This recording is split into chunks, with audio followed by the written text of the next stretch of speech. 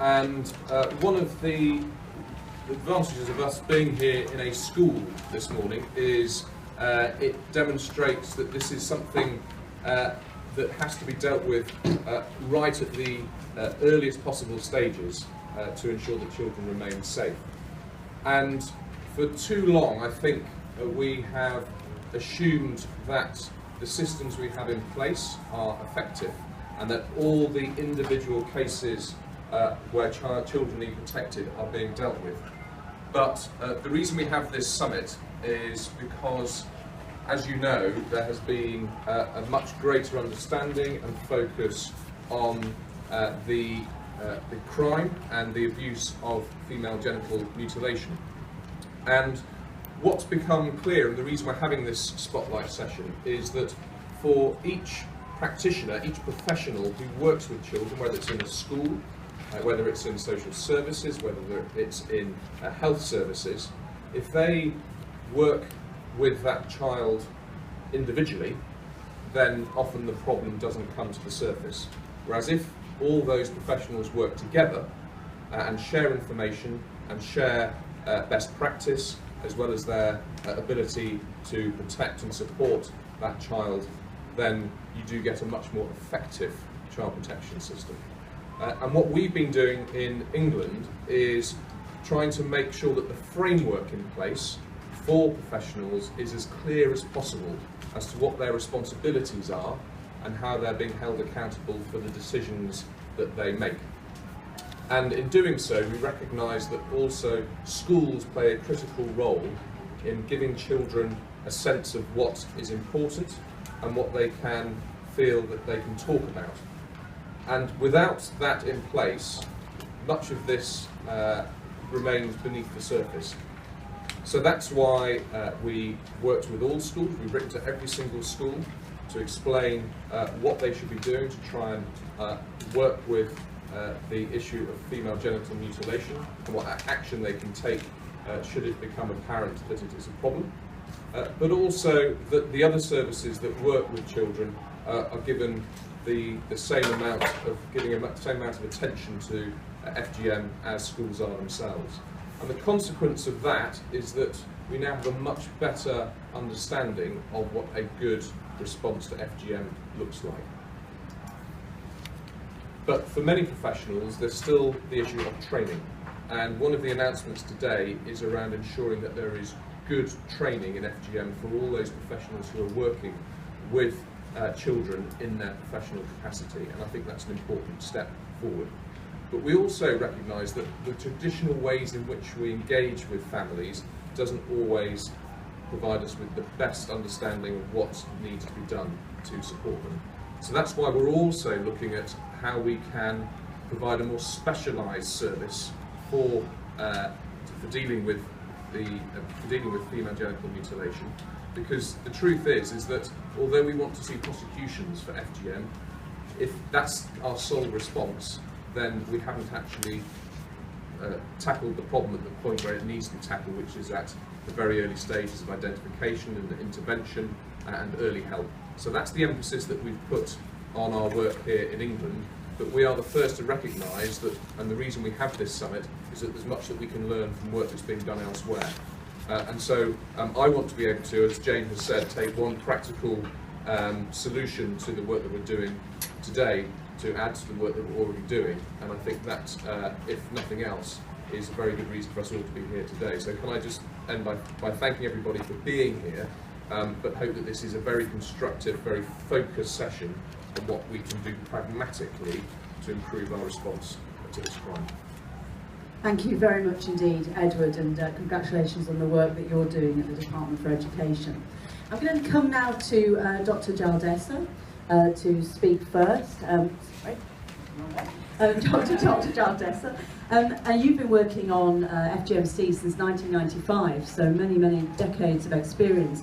I think for me as a health minister, I'm particularly interested to know what the lessons are that you've gleaned from working in the health setting, what you would encourage us to do to get health workers focused on both of these issues. So if you could share some of your experience from Canada, that would be great. Thank you. My name is Dr. Guyo Jaldesa. I am an obstetrician gynecologist and the coordinator for Africa Coordinating Center for the Abandonment of FGM based at the University of Nairobi. I want to share with you the role of health work professionals in ending FGM, and I want to share the experience of working among the Somalis of Kenya, some work that we did with Population Council supported by USAID. The Somali ethnic group living in Kenya has practiced the severest form of female genital cutting in fibrillation for centuries with a prevalence of 99%. Our initial diagnostic study, found that health system was ill-equipped to serve women who have been cut, and particularly fibrillated women who are pregnant and delivering. Our diagnostic and baseline studies found that there was a strong adherence to the belief that FGM is a religious requirement, and that healthcare providers from the community who perform FGM believe that they were helping the community members by fulfilling a religious obligation. High levels of complications are likely in any community practicing severe forms of FGM, especially as seen in this population, and that healthcare providers therefore require the skills to treat and counsel these women. We use two-pronged approach to reduce the suffering caused by FGM among the Somali community living in Kenya and help the community to abandon the practice through training of health workers as agents of change and delinking the practice from Islamic religion by training religious scholars and encouraging them to talk publicly against the practice. The health workers are part of the community themselves and play an important role in decision to circumcise female members of their own families. Female health workers may be excised themselves, and in addition, and especially in urban areas, health workers are increasingly being asked to perform infibulation and re-infibulation. Many nurses are responding to this request with the justification that they can do it more safely than traditional practitioners, despite the fact that the practice is illegal and punishable. Health providers must be made aware that FGM is an abuse of girls' and women's human rights and goes against medical ethics of do no harm, and must be supported to resist requests to provide medicalized cutting. They should advise women and their husbands against re-infibulation after delivery and recommend that families do not seek FGM for their daughters. As with other health risk behaviors, health workers play an important role in any campaign addressing the issue of FGM in communities. We train 145 health workers, at least one from every functional health facility in the region, and taught on the negative consequences associated with FGM, including the evidence from WHO-led study that conducted in 6 African countries, including Kenya, that linked FGM with adverse outcome for the mother and her newborn baby. Given that there is a strong belief in this community, even among health workers, that Islam requires FGM, all the training sessions committed some time for an Islamic scholar to speak on the lack of support for FGM in Islam. Based on the findings from this assessment and drawing from materials developed by WHO and others, a training curriculum and materials for health providers on managing FGM among pregnant and delivering women was developed by the Population Council. Our goal was to provide the health workers with advocacy tools and to educate them in identifying the different types of cutting, recognizing complications that may be associated with cutting and their management during pregnancy and delivery, understanding the socio-cultural rationale for continuing the practice and basic counseling. The curriculum has subsequently been officially adopted as a training manual by the Kenya Ministry of Health. We train religious leaders as advocates for total abandonment, not reduction in severity or medicalization of the practice, a critical and absolutely necessary initial step.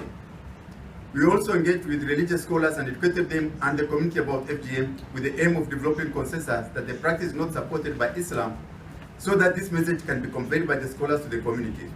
A medical expert was always present at all sessions to give a detailed explanation on the functions of the genital organs and the harm caused by FGM. This was then linked with Islamic teaching on the grace and beauty of human body and the avoidance of anything harmful. The violation of women's and girls' rights by the practice were discussed in each of the trainings, notably the right to life, good health, bodily integrity, enjoyable sexual relationship, and the right to make a choice in life. 2 female scholars who oppose the practice have been identified, and one of them is now working as a resource person. Links have been established with the Somali Islamic scholars who oppose the practice, and they have been engaged as resource persons in delinking the practice from Islam. This project, in conjunction with other activities supported by other partners, notably the UNICEF and GTZ, contributed to raising public awareness about the harms associated with FGM. It will be important to continue working with religious leaders to clarify the position of Islam and to support them to feel confident in speaking out in public about their concerns. Healthcare work providers became important advocates for the abandonment of FGM during their outreach and antenatal health care services talks, but need further training, especially in the practical skills of serving women and their infants during delivery. More research is needed to generate solid evidence on which to act. We need to know more about women's and men's motivation in favor of FGM, including a desire to preserve sexual morality, acceptable sexual behavior, and femininity. And we need to know more trends in the practice within different age and social groups, and if FGC has become less common, what circumstances led to this change. With this, I say change is possible, but it requires a strong action and commitment. Thank you. Thank you very much.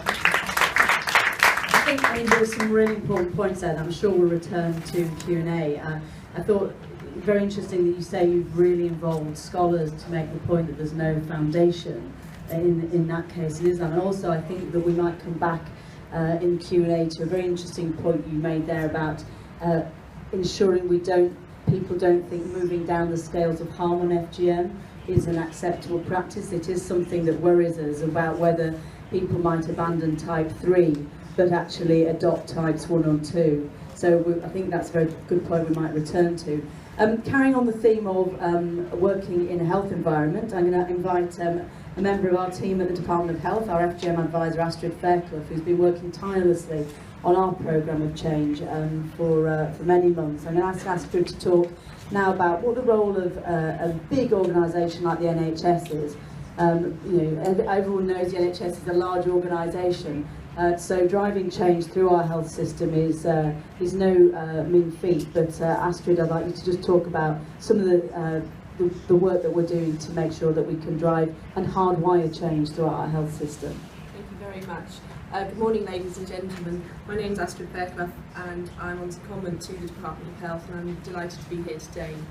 I'm going to talk about the programme, the FGM prevention programme, which we announced as part of the UK commitment this morning. Given the fantastic professionals we already have in the NHS, we know they can and will innovate to provide the services and to offer what is needed for the survivors and those we need to care and protect. But what we therefore are going to be focusing on is making sure that the challenge is clear and that the standards that we want the NHS to reach are set.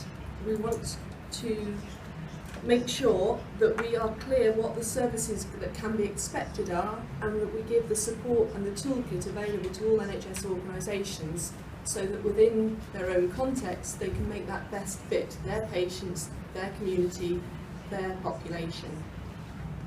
This is why we've embarked on the prevention programme, and we've started by looking at what is already working within our NHS. We're looking at where safeguarding is integrated in places like Bristol, although there are others of course as well. By having an integrated approach, we know that this is reaching through to families, to community groups, and driving through change in a very different way. We are also learning from the NHS specialist clinics, FGM specialist clinics, like those offering multidisciplinary offerings across London and across England, because again we think that treating the whole, all the needs of the health of the patient is very important from the offset. We're also looking at where there are clinics doing really interesting, using visual aids or some toolkits to help that difficult conversation, or what is seen to be a difficult conversation at the beginning, if it's not a conversation that our professionals have had very often. In this session we've already heard about a programme, and I know we'll be hearing more, where there's focus on empowering health and teachers and young people to be the agents of change. We want to develop the same approach within the NHS, but we face a slightly different situation where often the patient and the clinician come from different cultural backgrounds. So many of our clinicians have said that they're very nervous, that they don't know how to have that conversation, that it's a difficult one to do. They said that their worries have prevented them talking about FGM in the past, and we want this to be the end of that excuse. We will provide the training, provide the support, provide the information about what is going on within the community that they are caring for, so that we're empowering the health professionals to know what they're dealing with, how they can deal with it, and give them practical training on moving forward and tackling the situation. We know that health professionals have moments within a girl's life and with the family to have conversations that can lead to change. We have those opportunities, so what we're doing is looking at taking the opportunities that already exist but building upon them, making sure the conversations happen, that we tackle those difficult, what's perceived as difficult situations. Because as we've said, and as we will hear many times today, preventing one generation is protecting the future generations as well. Wherever a girl lives, we're looking at working with NHS England to make sure that this isn't just where there are high areas of prevalence. This is a countrywide standard that the NHS can and will be meeting. Within the framework of it setting the expectation of where the NHS can and should get, we will also be using a lot of data work that we've been doing to collect, find out what's really going on. And next, some of the announcements coming out today will be explaining that next year we'll be expanding on that, so we'll be asking more questions so that we can get a real feel within England for what has been going on and what is continuing going on. And through that we're looking to learn about patterns, so see when we're having success and there's a reduction within an area, what has been leading to that. The reason I pick up on that is because I know that Sonia has already been doing some very interesting work. That's a brief outline of what we're attempting to do, and I know that the NHS professionals in the room with us come along with us for the ride, and let's take this opportunity, so thank you very much. Thank you, Astrid. Thank you for what you're doing. You're right. We know it's a big challenge, but there's no question that everyone is up for this, and I think that we all know that this is a real moment to seize, where we sort of we really turn a corner on it. And I think just announcing the collection of data, I said to the Home Secretary when I was a humble campaign backbencher, and she was indeed still the Home Secretary. I said to her a few years ago, you do know that the press in Britain have got more idea of how much FGM there is out there through FOI requests to hospitals than we have in the NHS, which was just a ridiculous situation. But we're sort of taking steps to change that. We announced something earlier this year about data collection, and as Astrid said, we're looking to build on that, because we have to have data and knowledge in order that we can build the services to look after girls and women. And thank you, as Astrid said, to the health professionals in the room who are working with us. I want to turn to Saria next to just talk about the work you're doing with youth. I think we were all inspired by hearing about Saturday's Youth Summit and the energy that came from that. And we do have this amazing opportunity. We know in the case of a lot of, I think virtually every harmful practice, all the evidence suggests, if you change it in one generation, it doesn't pop up again further down the line. That's why we're also optimistic we can end things in this generation. So talk to us, Sari, about what's been working in your experience in schools and in the youth programmes. Thank you for having me and inviting me. Good morning, everyone. My name's Sadia, and I work for Forward on their youth programme, and I'm going to talk to you a bit about our schools programme and the work we deliver in schools. So I was asked to talk about systems and services, and again, like I said, we'd like to share some experiences, but also some lessons that we've had from our schools work. So in terms of the work we do in schools, the approach we take is within a 5 Ps framework. So we focus on things on policies, protection, provision of services, prevention and prosecution.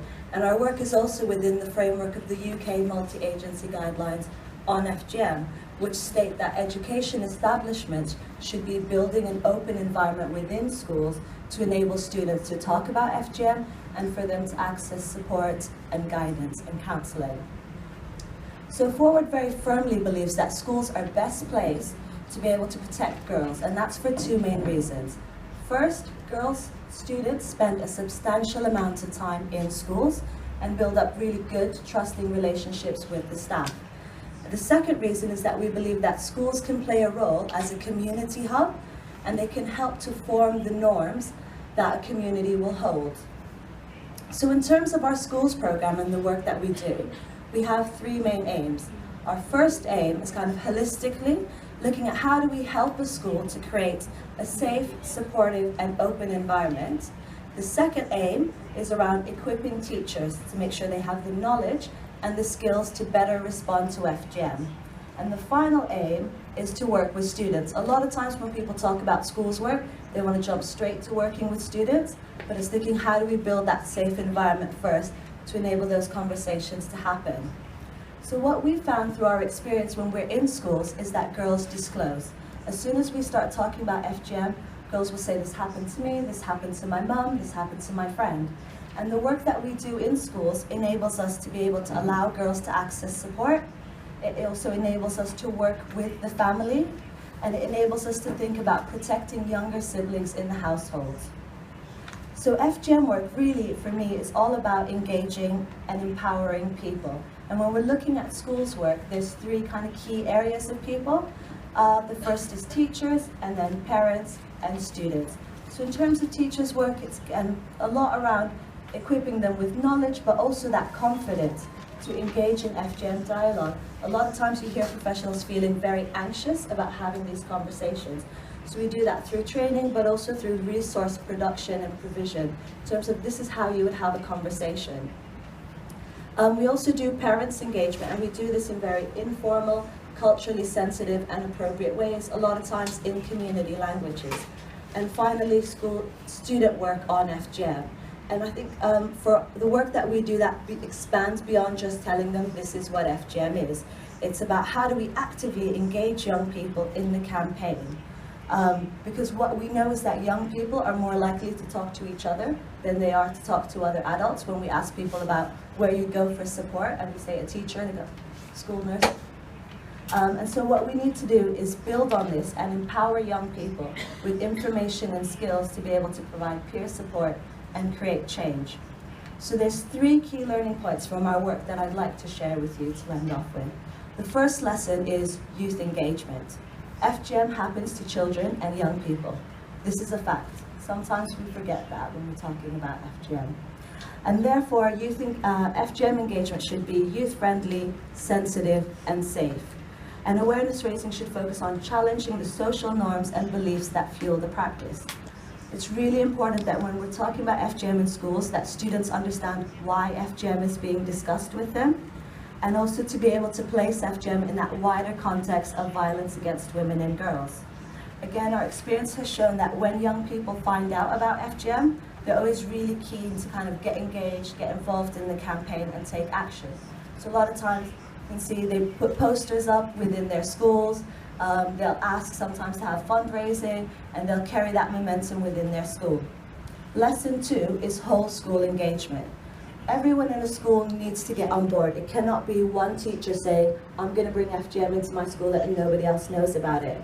All education professionals should be involved. Governors, teachers' assistants, dinner ladies, whoever young people would have a contact with and may be able to disclose. And they should feel, all staff should feel really confident and sure that they know who they can speak to if they're worried or concerned about a student. What we believe is that schools play a really vital role in FGM engagement. And that's not just around safeguarding, but it's also about a support role that they play for girls and women who've undergone FGM. It's really important that as we think about ending FGM, we don't forget about girls and women who've already undergone the practice. My final lesson, lesson 3, is wider engagement. Schools must make links outwards and act as a catalyst to their wider community. Strategic schools work should expand beyond the classroom and engage a whole community. Engage health services, support services, and local government. This supports the belief that FGM is everybody's business, and we must work together to collectively challenge stigma, shift norms, develop policies, and pledge commitment and resourcing to help end FGM. Schools are best placed to ask the question, how are we all working together to safeguard and support the students in my school? To end, I want to leave you with the words of one of the students that we worked with. When we did an FGM session and kind of asked them to write evaluation forms, what he said was, one thing that I can do is to be aware that this happens in the UK and to write to David Cameron and ask him to do some work on it. I'm really happy to hear about the Girls' Summit and the work we're doing. Thank you. Thank you so much, Daria. And I'm going to turn now to Dr. Ravi Verman. And Dr. Verman, I know you've worked more widely in the area of empowerment of women and gender equality. You've developed programs following on from Saria's comments in schools, which I know have now been taken to a number of other countries. So I wonder if you could give us some reflections, wider reflections on how we embed those ideas around gender equality and women's empowerment from schools onwards. Thank you. Thank you very much for having me here. Very good morning. My name is Ravi Verma and I work with the International Center for Research on Women based out of New Delhi. And I'm going to talk about very briefly a program called Gender Equity Movement in School that we experimented about 7-8 years back for over 3 years in the 45 schools in Mumbai slums, doing a very rigorous RCT kind of evaluation of the program, and then followed up those kids after 5 years to see if those changes sustained and what happened in terms of forming new ideas and new norms, and what influenced those, shaped the new ideas. And that's the and that is where we really relied on the program like GEMS, because it drew its conceptual strength from the fact that if you are transformative in your approach, then you make a better dent into the ideas. So what did GEMS do? We experimented with a lot of innovative ideas and creative ways of engaging teachers, the parents, the communities, the children, and ideas of using GEMS diary, for example, as one way of connecting children in school with the parents, or taking teachers into a kind of orientation programs through a very critical and reflective thinking to break their notions of hierarchical and top-down learning and teaching process. I'm not sure if you are aware, in our part of the world, teaching is a very top-down and very it's a kind of a instrument to demonstrate power, in fact, and therefore to make teachers become egalitarian and to give this information in a manner of equity and equality is something that requires a far more introspective and thinking on the part of program rather than giving just information. So using these approaches, we found that the teachers did change. And the 3 lessons that we drew from the GEMS was, one, that if teachers are transformed, they create much bigger impact on the minds of children over the period of time. 2, we found that the children are the best change agents. They are the ones who are the role models for others. So over the period of 5 years, we found that children who had reached the age of 17, 18 and registered the idea of marriage and rather aspired for education were the ones who became role models for their own immediate reference groups. And they inspired the snowballing process of change process. And 3, we found that this GEMS program, although it was done with lots of energy and enthusiasm in the initial stages, over the period of time when it was translated into many other schools, it was easy to translate this kind of program at a scale level, because it had the elements that could provide hooks to many other structures.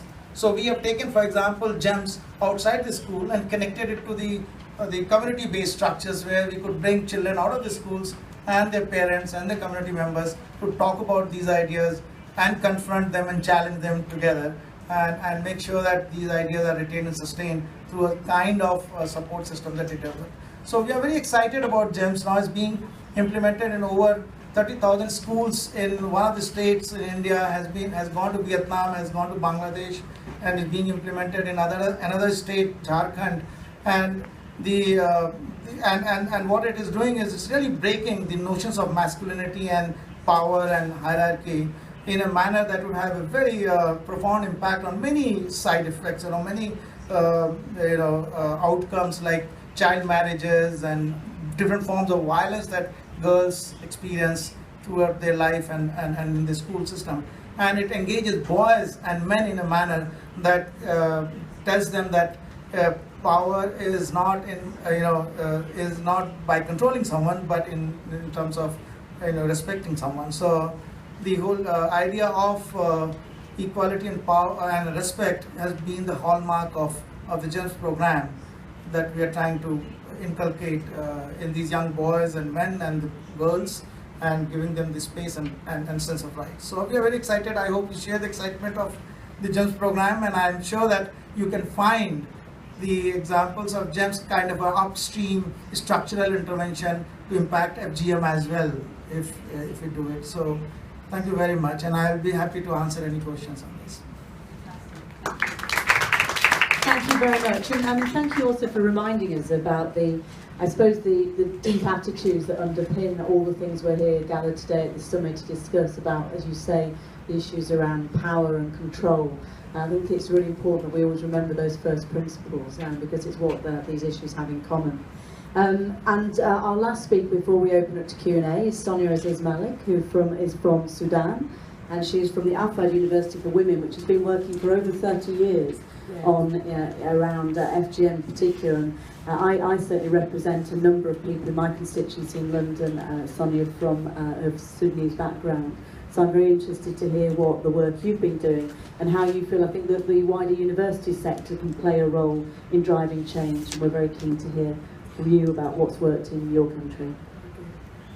Hello everybody, I'm from Sudan, as I already mentioned. Ahfad University is basically a women university. It's one of the unique universities in Africa, and one of its main vision is women empowerment.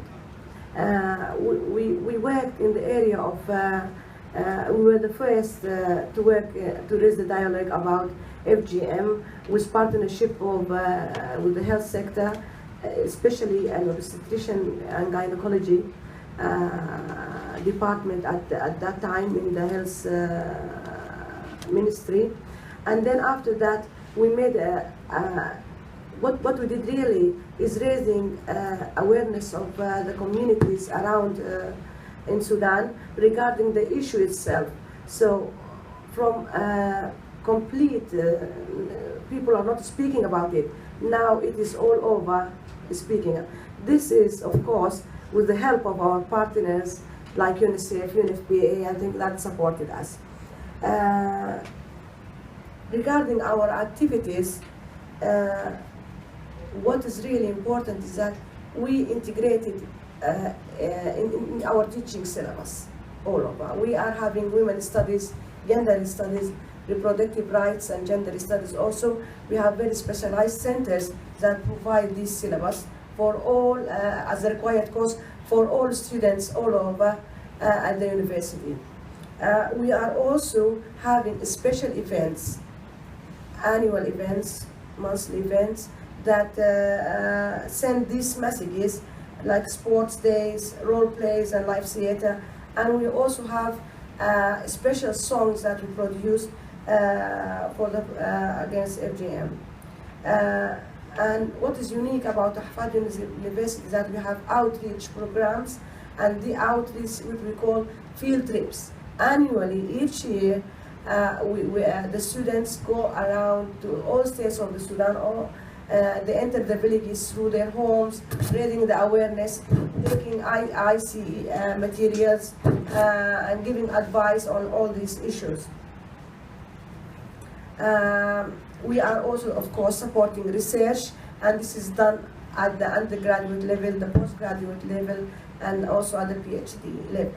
And another point which is very important, the role of our university is civic engagement. And what we mean by civic engagement is reaching our communities, making projects there, developing projects there. This is, of course, by the support of our network of partners, and whether national or international, that support these activities. We do also advocacy and training through our civic education, and we target especially religious groups, health professionals, midwives, policymakers, and youth, and we also in different states of the Sudan. And also we work with the media, and this is very important. what we see about our impact, through our activities, we create CBOs and volunteers to sustain our projects, because the projects of FGM as social change, they need to be sustained at these areas. Also in some areas where we work, in some states where we work, I think the impact of our projects is that